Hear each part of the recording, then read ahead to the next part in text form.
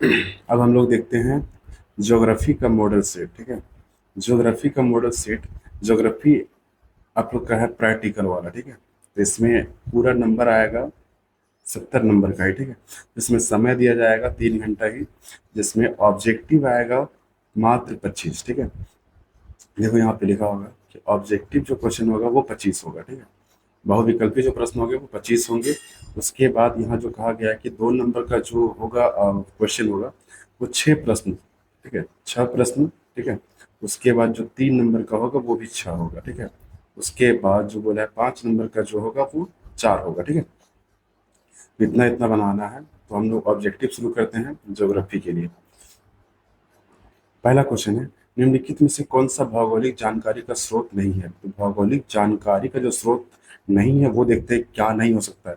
यात्रियों के वृत्तांत, यानी कि अगर कोई यात्री कहीं घूम रहा है, फिर रहा है, तो वो जानकारी दे सकता है भौगोलिक क्षेत्र का, कि पहाड़ है कि ऊंचा है, नदी है क्या नहीं। ठीक है, इससे दे सकता है, तो ये तो नहीं होगा।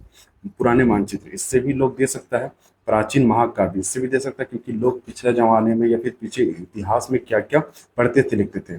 चंद्रमा से चट्टानों के नमूने, इससे नहीं पता चलेगा। ठीक है, भौगोलिक जानकारी हम लोग को नहीं पता चलेगा, ये तो चंद्रमा के बारे में। ठीक है, तो आगे हम लोग देखते हैं क्वेश्चन नंबर 2, इसलिए इसका आंसर क्या हो जाएगा, पहला का सी हो जाएगा। ठीक है, दूसरा क्वेश्चन देखते हैं, किस देश की जनसंख्या घनत्व सबसे अधिक है। तो जनसंख्या घनत्व जो सबसे अधिक है वो है सिंगापुर की, है ना। जनसंख्या अधिक और जनसंख्या घनत्व अधिक में फर्क है। ठीक है, किसी देश में मान लो जनसंख्या, कैसे जनसंख्या घनत्व अधिक समझेंगे, समझते हैं। ठीक है, मान लो इसमें कितना है, ये छोटा सा देश है, इसमें जनसंख्या है, इसमें भी जनसंख्या है, लेकिन ये बहुत बड़ा है। ठीक है, बहुत बड़ा है, और ये छोटा सा ही है, और इसमें इसमें मान लेते हैं कितना है, 5 लाख है। ठीक है, और इसमें 4 लाख है, 4 लाख। तो देखो ये बड़ा जनसंख्या, बड़ा क्षेत्र है, बड़ा क्षेत्र होने के बावजूद भी इसमें 5 लाख ही है, और ये छोटा क्षेत्र है फिर भी इसमें 4 लाख है। ठीक है, तो जनसंख्या घन तो यहाँ ज्यादा हो जाएगा। ठीक है, इस क्षेत्र पे, तो कम क्षेत्र पे ज्यादा लोगों का बस जाना ही जनसंख्या घनत्व कहलाता है। जनसंख्या घनत्व तो ज्यादा होगा। ठीक है, जनसंख्या सबसे ज्यादा कहाँ, मतलब जनसंख्या घनत्व सबसे ज्यादा कहाँ है, तो वो है सिंगापुर में। ठीक है, अब आगे बोला है, भारत में जनसंख्या सबसे ज्यादा है, ये बात सही है, और इससे थोड़ा सा पीछे रह चुका है अब चीन। सबसे पहले आगे था चीन, उससे बाद था भारत, लेकिन अब क्या हो गया, भारत आगे आ चुका है, चीन पीछे हो चुका है। ठीक है, जनसंख्या में। अब जनसंख्या घनत्व का बात किया है तो वो सिंगापुर हो जाएगा जनसंख्या घनत्व में सबसे आगे। अब बोला है, निम्नलिखित में से किस महाद्वीप में जनसंख्या वृद्धि सबसे अधिक है। तीसरा क्वेश्चन है कि जनसंख्या जो वृद्धि है वो सबसे ज्यादा किस महाद्वीप में है। तो अफ्रीका, अफ्रीका एक ऐसा कॉन्टिनेंट है जहाँ पे बहुत ज्यादा जनसंख्या वृद्धि दर है। ठीक है, ये हुआ क्वेश्चन नंबर तीसरा का ऑप्शन नंबर ए हो जाएगा। अब क्वेश्चन नंबर 4, निम्नलिखित में से कौन सा विकास का सर्वश्रेष्ठ वर्णन करता है। निम्नलिखित में से कौन सा विकास का सर्वश्रेष्ठ वर्णन करता है। तो सर्वश्रेष्ठ वर्णन कौन करता है, कैसे हम लोग समझेंगे, आकार में वृद्धि, आकार में वृद्धि हो जाएगा तो क्या समझेंगे कि सर्वश्रेष्ठ है। रूस तो बहुत बड़ा है। ठीक है, लेकिन हम लोग इससे नहीं समझेंगे, आकार में स्थिरता इसमें भी नहीं समझेंगे। गुणवत्ता में सकारात्मक परिवर्तन, हाँ गुणवत्ता होना चाहिए, क्वालिटी होना चाहिए। ठीक है, क्वालिटी होगा तभी तो समझेंगे कि विकास में सर्वश्रेष्ठ है। तो चौथा का ऑप्शन नंबर सी सही हो जाएगा। ठीक है, अब हम लोग क्वेश्चन नंबर 5 में आते हैं। बोला, निम्नलिखित में से किस देश में सहकारी खेती सबसे सफल प्रयोग रहा है। यानी क्वेश्चन नंबर 5 बोला है सहकारी खेती में सबसे सफल रहा है, तो ये हो जाएगा डेनमार्क। सहकारी कृषि उसको कहते हैं, सहकारी कृषि उसको कहते हैं जिसमें फर्टिलाइज का प्रयोग लोग नहीं करता है, और लोग मिल के खेती बाड़ी करता है और सबसे ज्यादा उत्पादन करता है। तो वो कौन सा शहर हो जाएगा, देश हो जाएगा, कौन सा है वो, डेनमार्क है। ठीक है, ऑप्शन नंबर बी सही हो जाएगा। क्वेश्चन नंबर 6 देखते हैं, अमेरिका का राष्ट्रीय बाउल किस केंद्र को कहा जाता है। अमेरिका का जो राष्ट्रीय बाउल है ना, वो किसको कहा जाता है, पीटर्सबर्ग कहा जाता है। ठीक है, राष्ट्रीय बाउल कहा जाता है, याद रखना ये। उसके बोला है आइसोक्रोन, वे रेखाएं हैं जो समानता वाले स्थानों को जोड़ती हैं, यानी कि समानता वाले स्थानों को जोड़ती है। तो आइसोक्रोन वे रेखाएं जो समानता वाले स्थानों को जोड़ती है, तो वो क्या है, किलोमीटर की दूरी, समय की दूरी, लागत दूरी या लाभ की दूरी। तो क्या हो जाएगा, इसका ऑप्शन नंबर बी सही हो जाएगा, समय की दूरी। ठीक है, कितना घंटा, कितना आगे है कौन, इस तरह से। अब बोला ऑस्ट्रेलियाई राष्ट्रीय रेलवे कहाँ से कहाँ तक चलती है। जो ऑस्ट्रेलिया है वहाँ का जो रेलवे है वो कहाँ से कहाँ तक चलती है, तो पर्थ से लेके सिडनी तक चलता है, ठीक है, ये याद रखना। ये कहानी ऑस्ट्रेलिया की है, हमारे झारखंड की नहीं है, जो याद रखो कि तुरंत रामगढ़ से लेकर हजारीबाग और रांची, ठीक है। ये थोड़ा सा बड़ा है, इसको याद रखना पड़ेगा। ऑस्ट्रेलियाई रेलवे कहाँ से कहाँ तक चलता है, तो पर्थ से लेकर सिडनी तक चलता है, ठीक है। ऑप्शन नंबर ए सही हो जाएगा। अब आते हैं हम लोग क्वेश्चन नंबर 9। स्वेज नहर किन समुद्रों को जोड़ती है, तो स्वेज नहर जो है वो किन समुद्रों को जोड़ती है। स्वेज नहर एक नहर है, विश्व का मानचित्र देख लेना, ठीक है। स्वेज नहर तुमको यहाँ पे मिल जाएगा इस तरह से, अगर भारत यहाँ है तो वो भूमध्य सागर और लाल सागर को जोड़ती है, ठीक है। ऑप्शन नंबर ए सही हो जाएगा इसका। अब आगे बोला 10 क्वेश्चन नंबर में, किस राज्य की जनसंख्या घनत्व सबसे अधिक है। तो किस राज्य की जनसंख्या घनत्व सबसे अधिक है, तो वो है बिहार, ठीक है। बिहार का जनसंख्या घनत्व सबसे अधिक है। बिहार में लोग 1 किलोमीटर में 1,116 लोग बसे हुए हैं 1 किलोमीटर के दायरे में, ठीक है। वहीं भारत का एक और राज्य है जिसका नाम है अरुणाचल प्रदेश, वहां सिर्फ 16 लोग ही 1 किलोमीटर के दायरे में बसे हुए हैं। तो सोच सकते हैं कितना ज्यादा जनसंख्या घनत्व है बिहार का, ठीक है। और सबसे ज्यादा जनसंख्या है भारत में उत्तर प्रदेश में, जनसंख्या अधिक है। और ये जनसंख्या घनत्व वाला क्षेत्र सबसे ज्यादा कौन है, बिहार, ठीक है। यानी कि कम एरिया में ज्यादा लोग भरे हुए हैं। वो कौन सा शहर है, कौन सा राज्य, बिहार है, ठीक है। Option number D. अब आगे आते हैं, किस राज्य का लिंग अनुपात सबसे अधिक है ना। तो लिंग अनुपात किसे कहते हैं पहले वो समझो, यानी कि प्रति हजार पुरुषों पर, ठीक है।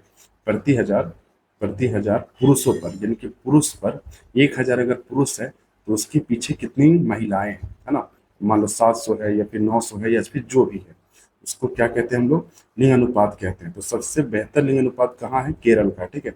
1,000 पुरुषों के पीछे 1,000 से अधिक महिलाएं शामिल है यहाँ पे, ठीक है। इसलिए इसका लिंग अनुपात सबसे अधिक है केरल का।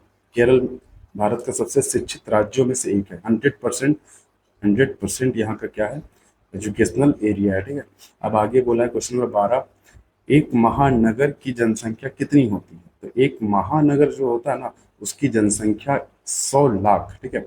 महानगर छोटा मोटा क्षेत्र को नहीं कह सकते, जब तक 100 लाख ना हो उसको महानगर घोषित नहीं कर सकते, ठीक है। तो क्या कितना है उसका, उसका पैमाना है 100 लाख। कम से कम 100 लाख होना चाहिए तब उसको महानगर घोषित किया जाएगा, ठीक है। अब आगे हम लोग देखते हैं, निम्नलिखित में से किस प्रकार की बस्तियां सड़कों, नदियां या नहरों के किनारे विकसित होती है ना। पहले समझो यहाँ पे किस प्रकार की निम्नलिखित में से किस प्रकार की बस्तियां, यानी कि कोई बस्ती है किस तरह होना चाहिए, जो सड़कों, नदियों और नहरों के किनारे होता है, जो विकसित होता है, ठीक है। नहरों के किनारे, अब ये समझो कि नहर होता कैसा है, सड़क कैसा होता है, ठीक है, और नदी कैसा होता है। तो क्या हो जाएगा, रेखीय। रेखीय समझते हैं ना, कोई नदी अगर ऐसे बहा है तो इसके किनारे किनारे लोग घर बसा देता है, ठीक है। तो ये क्या है, रेखीय है, यानी कि सीधा रेखा लाइन पे, ठीक है। इसलिए इसका ऑप्शन क्या हो जाएगा, ऑप्शन नंबर बी सही हो जाएगा, रेखीय, ठीक है। अब क्वेश्चन नंबर 14, निम्नलिखित में से किस प्रकार की आर्थिक गतिविधियां सभी ग्रामीण बस्तियों में प्रमुख है। तो ध्यान देना कि प्राथमिक गतिविधियां जो होता है ग्रामीण क्षेत्र का बात कर देता है। ग्रामीण क्षेत्र में ज्यादातर खेती बाड़ी यानी कि जमीन से जुड़े हुए काम होते हैं, ठीक है। जमीन से जुड़ा हुआ काम होता है, और जमीन से जितने भी काम जुड़े हुए होते हैं, ठीक है, उन्हें हम लोग क्या कहते हैं, प्राथमिक क्षेत्र की क्रियाकलाप कहते हैं, ठीक है। प्राथमिक क्षेत्र की क्रियाकलाप हो जाएगा जो जमीन से जुड़ा होगा, ठीक है। फिर उसको अगर उपयोगी वस्तु में बदलना है तो उसे हम लोग द्वितीय क्रियाकलाप कहते हैं। फिलहाल तो यहाँ हम लोग प्राथमिक क्षेत्र को देखेंगे, यानी कि यहाँ बोल रहा है गांव में, ग्रामीण में, बस्तियों में प्रमुख कौन सी गतिविधियां, तो प्राथमिक क्षेत्र यानी कि कृषि होता है, खनन होता है, पशुपालन होता है, वगैरह वगैरह। इसको हम लोग क्या कहते हैं, प्राथमिक क्षेत्र की गतिविधियां कहते हैं, ठीक है। तो ये ऑप्शन हो जाएगा ए सही। अब हम लोग देखते हैं क्वेश्चन नंबर 15, देश में प्रयुक्त कुल जल का सबसे बड़ा हिस्सा किस क्षेत्र में उपयोग होता है, ठीक है। यानी कि देश में जितना भी पानी है वो उसका सबसे ज्यादा कहाँ पे प्रयोग होता है, क्या उद्योगों में होता है, घरेलू कामों में होता है, या फिर उपयुक्त कोई नहीं, या फिर सिंचाई में। तो हम लोग को पता है कि भारत एक कृषि प्रधान देश है, इसीलिए यहाँ पे जो भी होगा सिंचाई पे ज्यादा पानी की लागत जाएगी, यानी कि यहाँ पे सिंचाई में बहुत ज्यादा क्या होगा, पानी को लगाया जाएगा। इसलिए यहाँ पे इसका आंसर क्या हो जाएगा, सबसे ज्यादा सिंचाई हो जाएगा, ठीक है। सबसे ज्यादा कहाँ जाता है पानी भारत में, सिंचाई में जाता है, ठीक है। ऑप्शन नंबर ए सही हो जाएगा। अब हम लोग देखेंगे क्वेश्चन नंबर 16। 16 कहा है ना, भारत में ज्वार का सबसे बड़ा उत्पादक राज्य कौन हो जाएगा। तो ज्वार होता है, ज्वार बाजरा जो मोटे अनाज होते हैं, उसका उसमें से अगर ज्वार का उत्पादन देखें मेनली तो सबसे ज्यादा महाराष्ट्र में होता है, ठीक है, महाराष्ट्र में होता है सबसे ज्यादा, महाराष्ट्र। ऑप्शन नंबर बी सही हो जाएगा। क्वेश्चन अगला बोला, भारत विश्व में किस फसल का प्रमुख उत्पादक है? भारत जो है सबसे ज्यादा उत्पादन करने वाला क्या है? तो जूट जो है ना वो सबसे ज्यादा उत्पादक होता है। चावल चाइना में होता है, और चाय का भी उत्पादन हो, और चाय का उत्पादन इंग्लैंड में भी होता है, चाइना में भी होता है। कॉफी का भी उत्पादन यहाँ होता है, लेकिन सबसे ज्यादा अगर जूट का उत्पादन कहीं होता है तो वो है इंडिया, ठीक है, यानी कि भारत, भारत में होता है, ठीक है। चलो क्वेश्चन आगे देखते हैं, इसका ऑप्शन नंबर क्या हो जाएगा? ए सही हो जाएगा। अब आगे है क्वेश्चन नंबर 18। बोला है लिग्नाइट कोयला कहाँ पाया जाता है? जो लिग्नाइट कोयला है वो हम लोग कहाँ पाया जाएगा? तो वो नवेली में पाया जाता है। कहाँ पे? नवेली। और नवेली कहाँ है? आंध्र प्रदेश में। कहाँ पे है? आंध्र प्रदेश में। भारत का जो नक्शा है उसमें हम दिखाना चाहेंगे कि नवेली कहाँ पे है, तो नवेली यहाँ पे है, ठीक है, नवेली यहाँ पे है। तो कौन सा कोयला वहां पे पाया जाता है? लिग्नाइट किस्म का कोयला। कोयला कितना प्रकार का होता है? 4 प्रकार का होता है। एक एंथ्रासाइड होता है, एक बिटुमिनस होता है, एक लिग्नाइट होता है, और एक क्या होता है? पीट होता है, ठीक है। तो इसमें किसका बात बोला है? लिग्नाइट का बात बोला है, यानी कि तीसरा सबसे लो कैटेगरी का। तो ये कहाँ पाया जाता है? यहाँ पे। और एंथ्रासाइड और बिटुमिनस तो झारखंड और उड़ीसा और छत्तीसगढ़ में पाया जाता है। बहुत ज्यादा कोयला है, झारखंड तो कोयला के लिए ही जाना जाता है। तो इसका ऑप्शन क्या हो जाएगा यहाँ पे? नवेली हो जाएगा, ये कि ऑप्शन नंबर बी हो जाएगा, ठीक है। अब आगे का क्वेश्चन है, सबसे बड़ा सौर ऊर्जा संयंत्र कहाँ स्थित है? Question number 19। सबसे बड़ा और जो सौर ऊर्जा संयंत्र है वो कहाँ है? जोधपुर में स्थित है। जोधपुर कहाँ है? जयपुर में, ठीक है, जयपुर। सौर ऊर्जा का मतलब क्या होता है? जो सूरज से तप के जो ऊर्जा प्राप्त देता है, यानी कि वो राजस्थान यहाँ पे हो जाएगा। सबसे ज्यादा गर्मी इधर ही रहता है ना। तो ये हो जाएगा। अब क्वेश्चन नंबर, इसका ऑप्शन नंबर बी हो जाएगा। अब आगे हम लोग देखते हैं question number 20। Big inch pipeline किसका परिवहन करती है ना? जो बिग इंच पाइपलाइन परिवहन करता है ना, वो क्या करता है? पेट्रोलियम का परिवहन करता है। याद रखना, विदेशों से जो हम लोग पेट्रोल मंगाते हैं वो पाइपलाइन के जरिए ही आता है, ना कि सड़क से आता है। अगर सड़क से आएगा और एक टैंकर अगर पेट्रोल लेकर आएगा तो वो टैंकर ही सारा पेट्रोल पीते हुए आएगा, ठीक है। फिर भारत को बहुत सी नुकसान सहना पड़ जाएगा। इसीलिए सबसे ज्यादा जो पाइपलाइन से प्रयोग किया था वो पेट्रोलियम के लिए प्रयोग किया था। इसका ऑप्शन नंबर डी सही हो जाएगा, ठीक है। अब 21 क्वेश्चन नंबर 1 निम्नलिखित में से कौन सा स्थानों का जोड़ा चैनल टनल से जुड़ा है? ठीक है।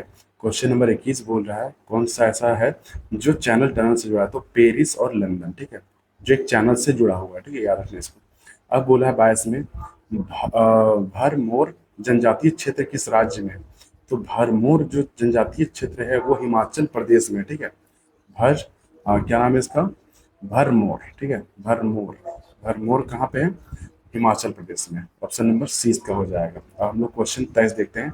इंदिरा गांधी नहर कमांड क्षेत्र में सतत विकास के लिए सबसे महत्वपूर्ण कारक कौन सा है? ठीक है, यानी कि सबसे महत्वपूर्ण कारक क्या हो जाएगा? पर्यावरण विकास, ठीक है।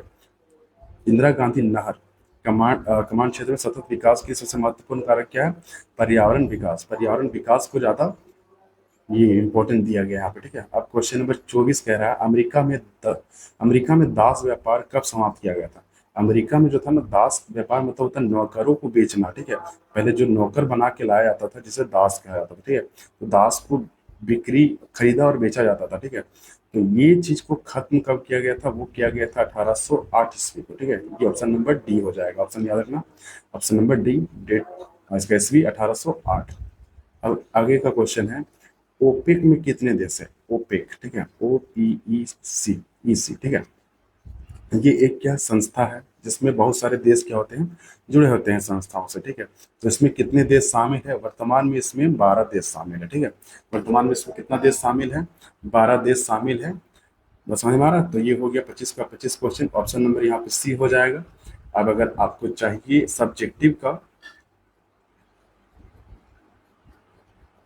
सब्जेक्टिव चाहिए, ठीक है, अगर सब्जेक्टिव का आंसर चाहिए तो कमेंट में यस लिखो। सब्जेक्टिव क्वेश्चन भी हम करके डाल देंगे, ठीक है।